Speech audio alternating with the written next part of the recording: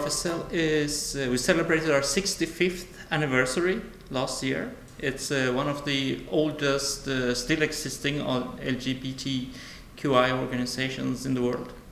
We have around 7,000 members and approximately 40 branches in Sweden. And there's also a youth organization for RFSL. We work with refugees a lot, with LGBTQ refugees. We have lawyers helping them with their application for asylum. We also have an activity called Newcomers for newly arrived refugees to Sweden, where they can come and meet other LGBTQ people and to get help with social questions. And if they have a problem in their housing, we try to help out as good as we can. But as of now, today, we don't have any specific refugee housing for LGBTQ people, which is something we wish to have for the future and something we work a lot with to try and get. We also work with, of course, with the membership organization, giving help to the different chapters all around Sweden. It's also one important work, and it's helping them with training, of course, how to build up their organization.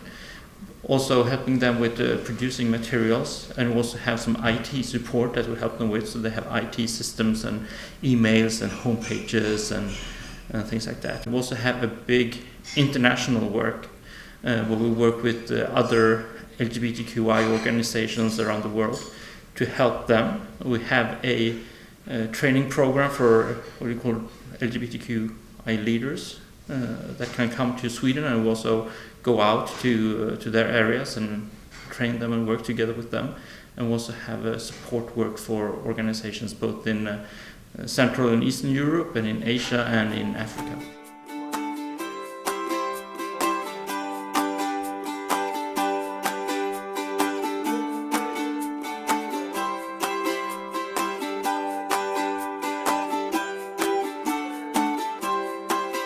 One important thing is the context with the politics, because of course we all have opinions about the government in power, no matter what country we're in.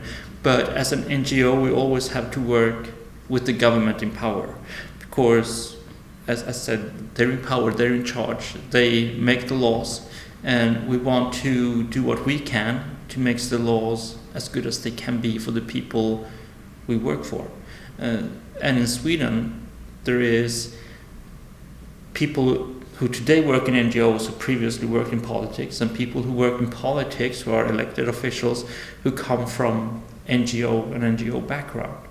And I think that is an important exchange. We should have people that comes from an NGO perspective that is very passionate about human rights, that can be in politics.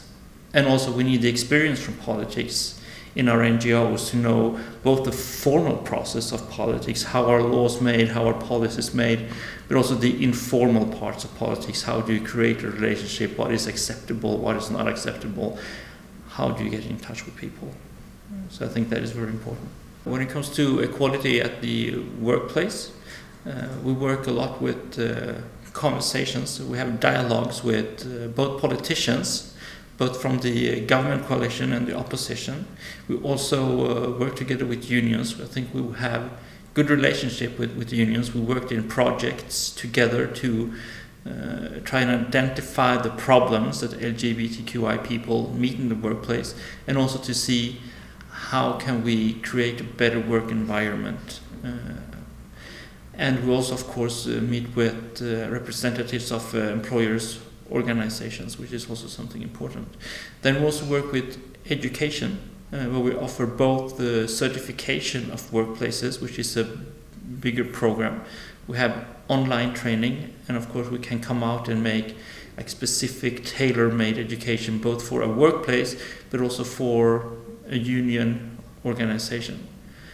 And then of course we also work with cooperation in all kinds of different formats. It can be for a panel during a Pride festival, it can be a breakfast seminar, it can be writing an article together, because it's important to keep the conversation going and to keep the contacts up and to keep the relationships.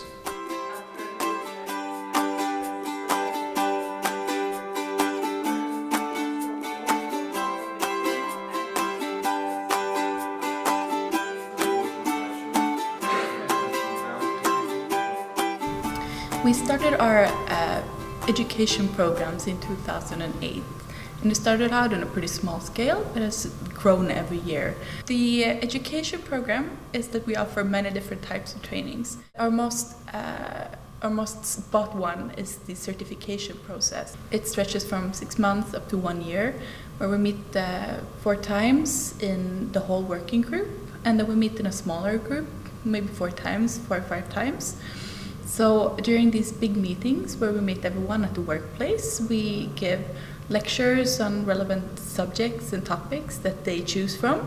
We talk about norm criticism, we talk about actually really any type of area that they find relevant for their type of workplace. We go to the healthcare system personnel, we go to schools, we go to municipality workers. So whatever they feel that they need to know about LGBTQ that is related to their work, we try to offer that to them as well. So we work a lot with making them and helping them find the purpose for doing this training, because if they only do it and they just show up and then leave, it doesn't give much impact. So we work a lot with putting the training down to their workplaces and making sure that it stays very relevant. But in the end, when we give our evaluations in the end, 95% would recommend the training to someone else.